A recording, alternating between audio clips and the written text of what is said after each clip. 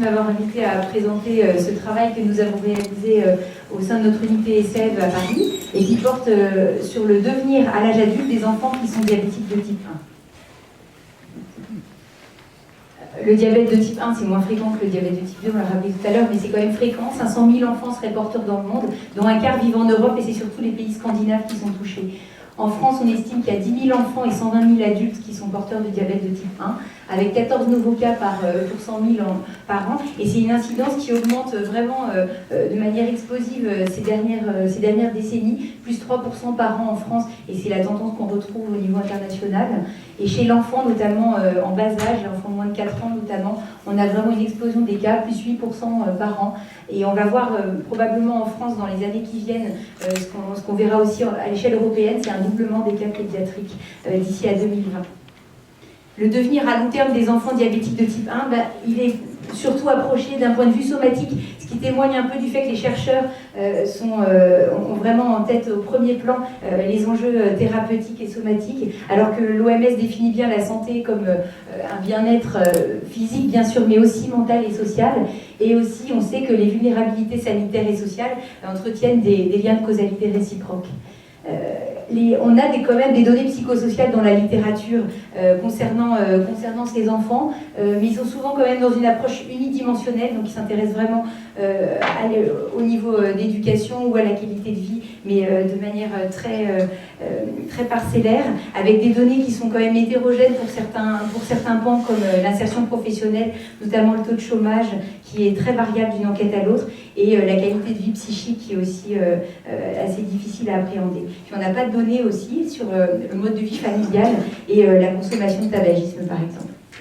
La consommation de tabac. Et donc c'est sur ces éléments qu'on a monté notre enquête qui avait pour but de documenter les conséquences du diabète de type 1 donc dans l'enfance sur le bien-être à l'âge adulte, mais d'un point de vue global, c'est-à-dire en termes d'insertion sociale, de qualité de vie et de sexualité. Et l'enquête qu'on a réalisée, elle fait partie d'un groupe de 6 enquêtes qui sont financées par la fondation Pfizer et qui est le groupe GDPAC, donc sur le devenir des enfants porteurs de pathologies chroniques. C'est une enquête qui a été faite sur un auto-questionnaire papier qui est très large, 200 items, qui aborde donc la vie socio-professionnelle, la qualité de vie à partir de 2 questionnaires, le questionnaire générique SF36 que vous connaissez et le questionnaire MFI20 qui s'intéresse à la fatigue. Il y a des questions sur l'état de santé somatique, les conduites à risque, des questions sur la transition entre la pédiatrie et les services de médecine adulte, et puis des questions sur la vie sexuelle qui sont inspirées de l'enquête complexe de la sexualité en France. Et l'originalité de ce travail, c'est qu'on a comparé les données aux données de la population générale, qui sont essentiellement des bases INSEE, mais aussi des bases INPES, et donc essentiellement par des ratios standardisés d'incidence, donc taux observé sur taux attendu, et là ajusté sur l'âge, le sexe, la période, mais aussi d'autres facteurs selon les données disponibles en population générale et les données retrouvées significatives dans la littérature, comme le niveau d'éducation ou la vie maritale. Voilà, on a aussi utilisé des scores standardisés pour les scores de qualité de vie et monté des analyses en régression linéaire. Les participants à cette étude, ils ont été recrutés à partir du registre national d'incidence du diabète qui a recensé en fait l'ensemble des cas pédiatriques de diabète de type 1, donc des sujets de moins de 20 ans, entre 1988 et 1997. Et donc on a retrouvé les personnes âgées, donc à l'heure actuelle de plus de 18 ans, diagnostiquées avant 14 ans pour que ce soit en amont du processus de transition. Et on avait donc 721 personnes pour lesquelles on a pu envoyer un questionnaire, c'est-à-dire des personnes pour lesquelles on avait une adresse postale valide et des dernières nouvelles assez récentes. Finalement, 388 personnes ont répondu avec un questionnaire exploitable, ce qui fait un taux de réponse de 54%. L'âge moyen, il était jeune, hein, c'est 28 ans et demi, donc on a 23-36 ans pour cette population. Un âge de diagnostic est classique, 11 ans et demi, hein, c'est CM2 6e. Un petit peu plus de femmes qui ont répondu, et il y avait un tiers qui avait au moins une complication du diabète. Souvent, c'était quand même des complications microvasculaires, essentiellement des rétinopathies.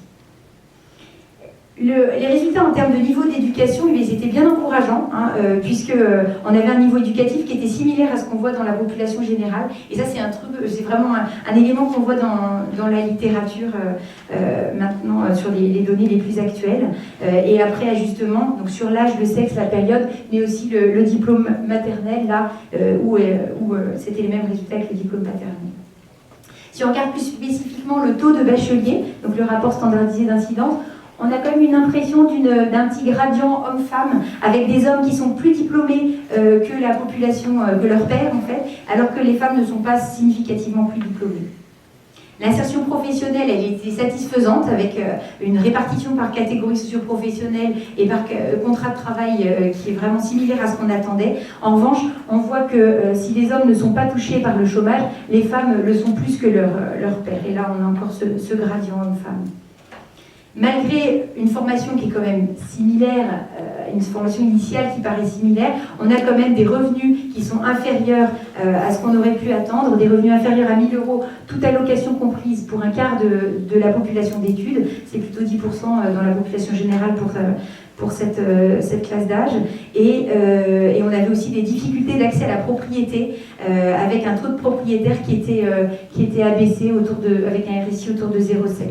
Quand on regarde plus spécifiquement les conditions d'accès au prêt, on voyait que le diabète soit déclaré ou non déclaré dans le dossier, on avait le même taux d'acceptation des demandes. En revanche, quand le diabète était déclaré dans le dossier, on avait un taux de restriction et de surprime qui était évidemment bien supérieur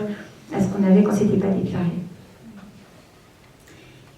Le profil en termes de mode de vie familial, il était similaire à ce qu'on attendait, et ça c'est une bonne nouvelle, avec les 2/3 qui vivent actuellement en couple, et on avait à peu près les 3/4 des participants qui avaient un enfant s'ils avaient déjà eu le désir d'en avoir, s'ils avaient déjà essayé. En revanche, malgré ça, on a un taux de fécondité qui reste significativement abaissé par rapport aux femmes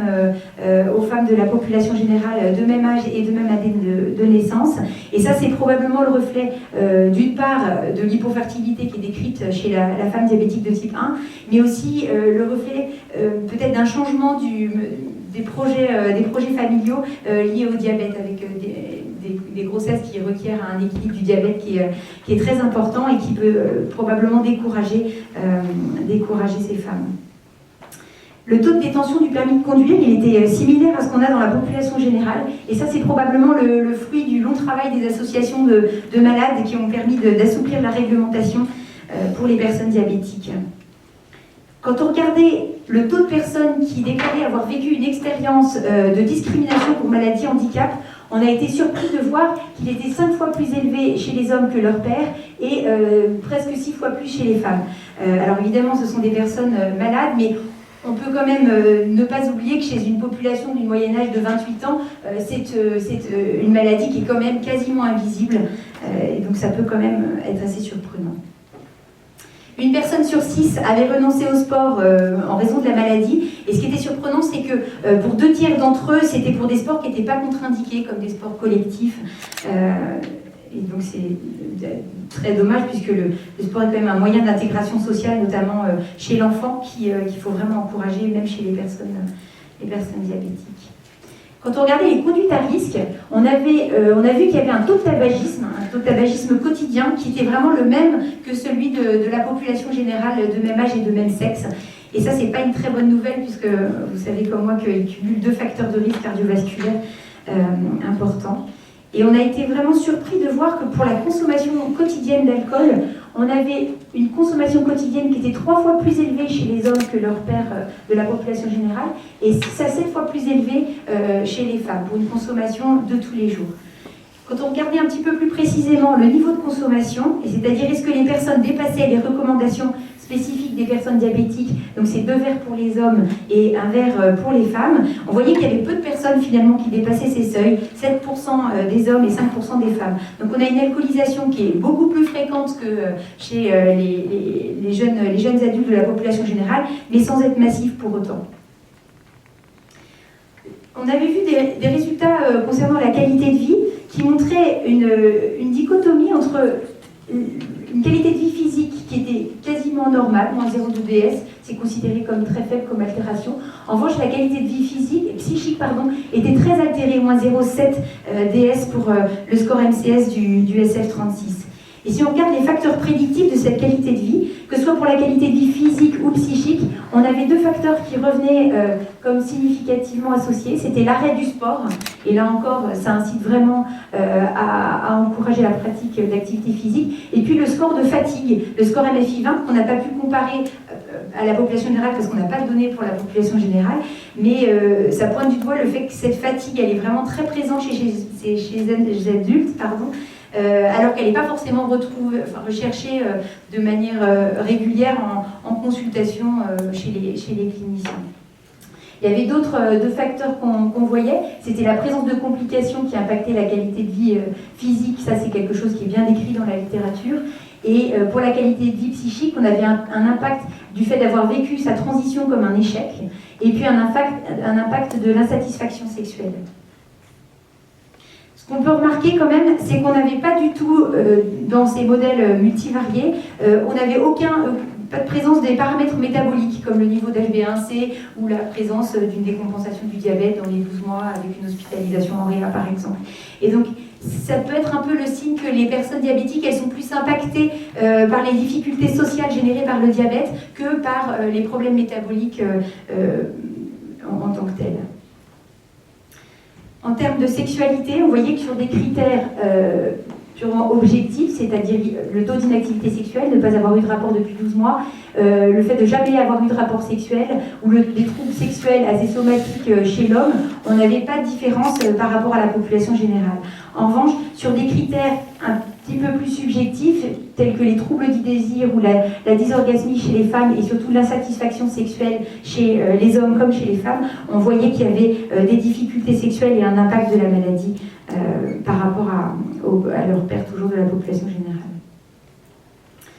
Juste un petit mot sur le sous-groupe avec complications, qui est souvent bien étudié dans la littérature. On voyait que les personnes qui avaient des complications par rapport à celles qui n'en avaient pas, avaient le même profil en termes d'insertion sociale, donc niveau d'éducation, CSP, chômage,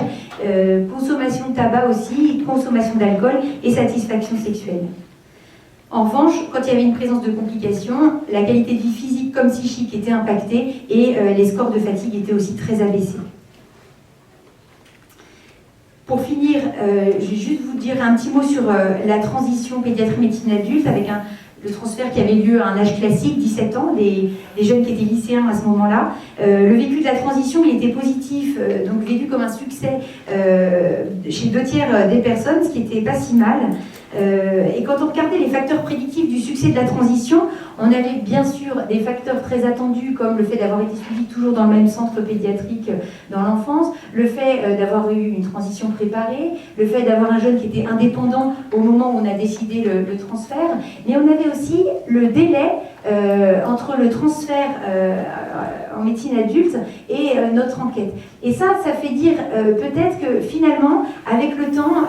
cette transition qui affole tous les pédiatres et la littérature, elle finit peut-être par se faire, que ces jeunes finissent par atterrir en médecine adulte, malgré une période effectivement chaotique bien décrite après la transition, et que cette transition deviendrait peut-être un épiphénomène de leur parcours de soins et leur parcours de vie. Je juste 2 mini-diapos pour vous dire que cette transition, qu'elle soit vécue comme un succès ou un échec, elle n'impactait pas sur l'insertion sociale, la consommation de tabac et d'alcool et la qualité de vie physique. Mais en revanche, on avait un lien statistique avec les scores de qualité de vie psychique et la fatigue, avec cependant un lien de causalité qui est difficile à établir. Finalement, on retiendra de cette enquête qu'on a quand même une bonne insertion sociale des jeunes diabétiques type 1, mais on a quand même une altération des scores psychiques de qualité de vie, une insatisfaction sexuelle et une surconsommation d'alcool quotidienne qui peuvent montrer un impact psychologique de la maladie. Et ça encourage à dépister la surconsommation d'alcool chez ces jeunes et à essayer de comprendre ce qui se joue derrière, à aborder la question de la sexualité et surtout le vécu de cette sexualité. Le sport, on en a parlé. On pourrait aussi travailler sur la question du droit à l'oubli pour les prêts immobiliers, comme le droit à l'oubli qui a été promulgué pour les personnes survivant à un cancer pédiatrique là, en mars 2015. Et puis, on avait quand même une impression d'une dimension genrée de l'impact psychosocial de la maladie. Et ça encourage vraiment à soutenir de manière plus accentuée peut-être les femmes et surtout les filles dans la construction de leur projet social et professionnel.